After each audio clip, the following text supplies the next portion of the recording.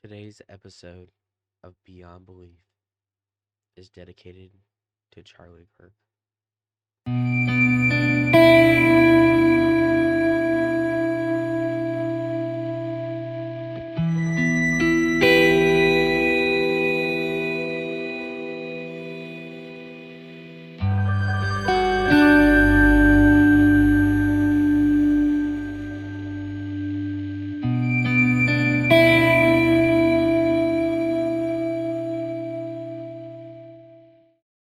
On September 10th, 2025, while on a campus tour, Charlie Kirk was assassinated in front of a large crowd in Utah. A husband, a father, a voice. Charlie spoke to a young generation desperate to receive the truth in a time where voices from the right, yet alone the church, went silent. We have lost a great voice, a generational voice. I never knew Charlie, but early on, I followed his career very closely. I'll be the first to admit I did not agree with everything that Charlie Kirk said, but I also found myself jealous. Uh, he Charlie truly was doing everything at a point in life, especially out of high school and in college. He was doing everything that I wanted to do. He was not just involved, he was truly plugged in. He was speaking to those of our age of uh, he was bringing a conservative voice, and he was doing the work. He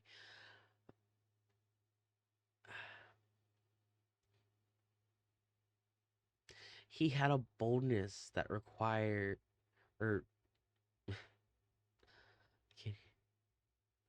he had a boldness that was required to share the truth, and he was ferocious against his opponents. He lived without fear. He inspired, and even more important than his political views, he spread the gospel.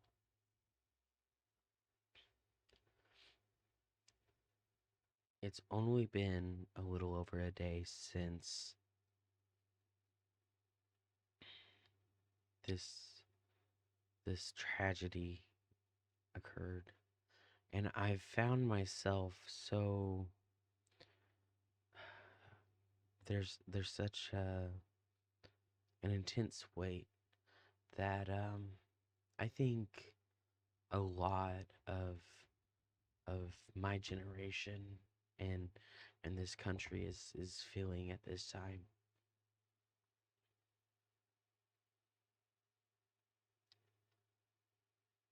As I've been on social media, like I'm sure all of you have, I've been seeing some more of uh, Charlie's more recent videos, and there has been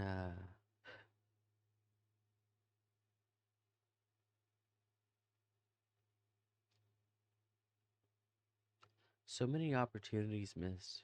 Just for myself, I think reflecting on my own time, looking back into college, back when I maybe was overly obsessed with politics, overly obsessed with uh, wanting to be in those spheres. Um, my faith came second, and I've talked about it before. How there definitely was a portion of my life where I wasn't actively serving God, but I've been watching it, especially some of the more recent videos from Charlie, and he put his faith first. No matter what his political views, what you agree or disagree with him, he was very clear. He put his faith first.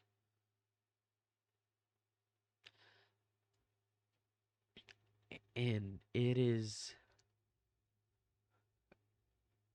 such a great loss.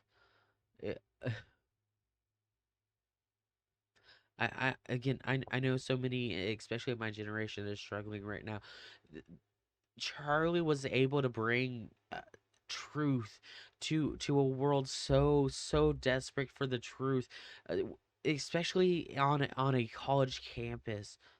It, if you haven't been on a college campus in the last decades, you don't know.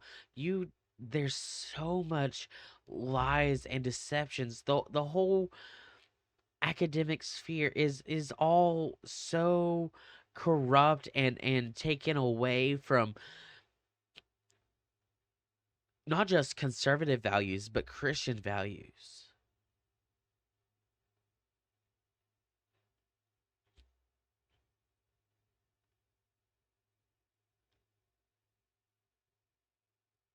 And Charlie was bringing that back. He was bringing it to campuses.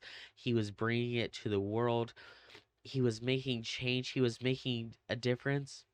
He was stepping in for a generation before ours that went silent. I think just reflecting upon all that's occurred, and I've been listening to some of those voices that I confide in, that I look to into a time of need. And uh one of the things that it's become clear is Charlie Kirk stepped in for a generation before us that chose to be silent, that chose to take the easy way, that chose to say, hey, you know, let's just make sure the church's filled. Let's make sure the budgets are being met. Let's make sure that everyone's comfortable. Yeah, we have our basic truths, but we don't have to go too deep. We just want everyone comfortable. And so we went through this generation now that allowed everything to become comfortable, and we finally have someone willing to speak up and to have a voice and to take action. And it cost him everything.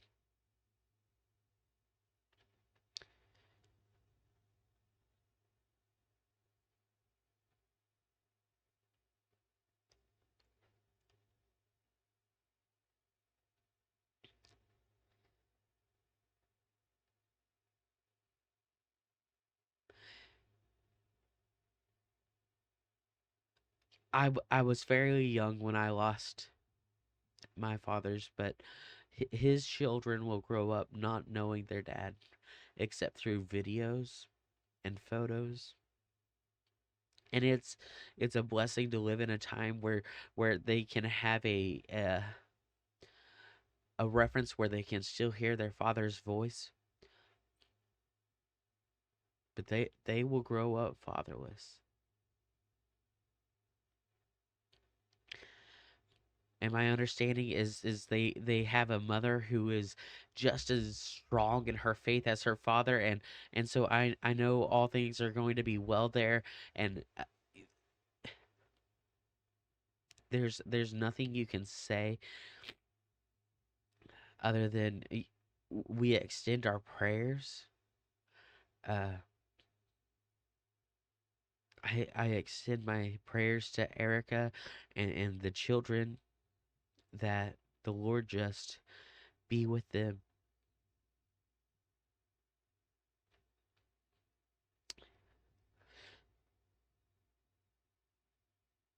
And I think it truly is a time to take a beat for prayer, It's a time to collect ourselves, but it's not a time to run and hide. It's not a time to let this push us into fear.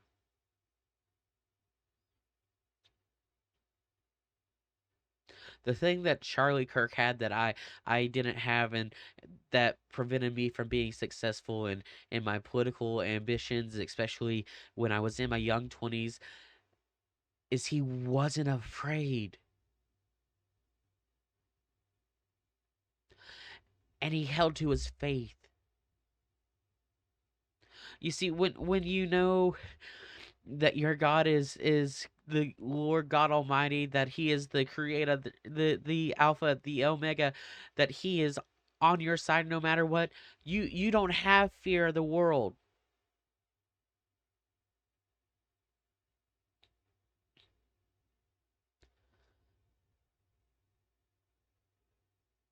And Charlie Kirk was an inspiration to a young generation, to a generation just now stepping up, to a generation that doesn't have a generation before them to look to. Not of recent.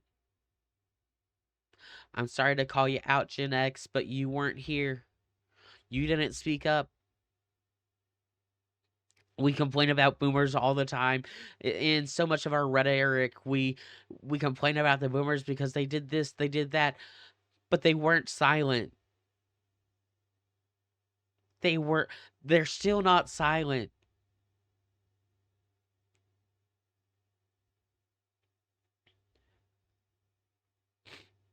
It's in your silence that the evil creeps in.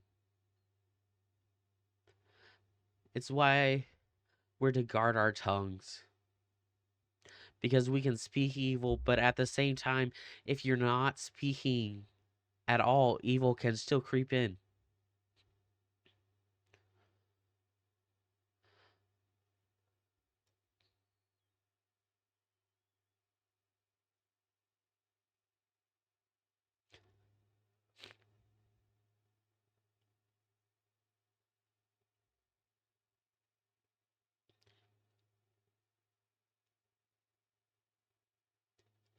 So where do we go from here? Where do we go from here? It can't be for nothing.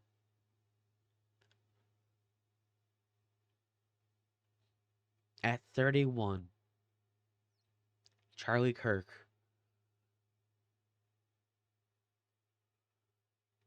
was a generational voice.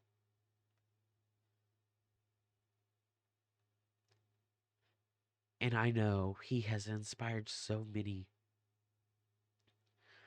I know he has inspired so many to step up, because the only way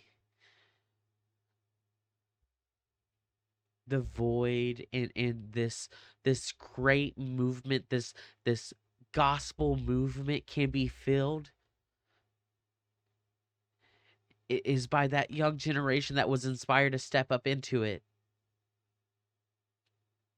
So we need to get a hold of our fears now. What are you willing to do? Are you willing to risk it all?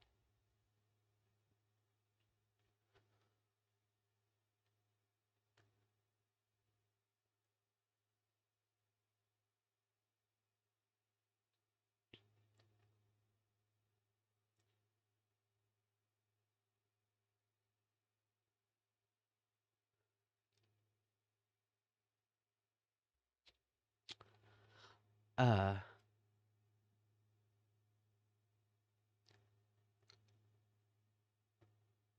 I wanted to make sure I mentioned this. If you follow Tucker Carlson on any social media, or even if you don't, I don't care if you even like him. He and another member whose name I can't recall at this time, they have started a collection. It's kind of like a GoFundMe. I'll put a link in the description down below of how you can support. They're just collecting funds for the family. um, it's one of those times. Money doesn't heal this.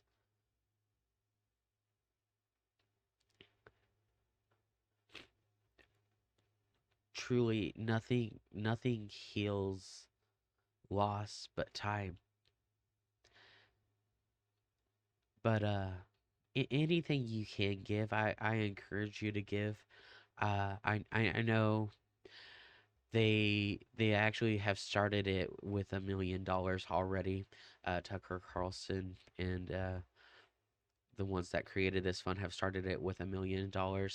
So anything you can give, again, I encourage you to do so. Um, and pray. We have to pray. I listened to Ron Carpenter's podcast today at work, and he had filmed it shortly after the news was released. Um, and I'm not gonna do it justice repeating everything, but I encourage you to go. It's on Spotify, Apple, YouTube. Go to Ron Carpenter's YouTube, or even his podcast, Ron and Hope, Unfiltered, Real Raw Relevant. Uh,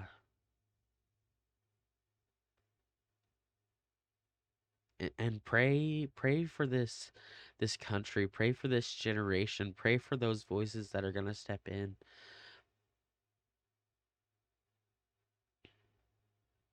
It's not a time to turn. It's not a time to flee. It's not a time to change. You can't change the truth.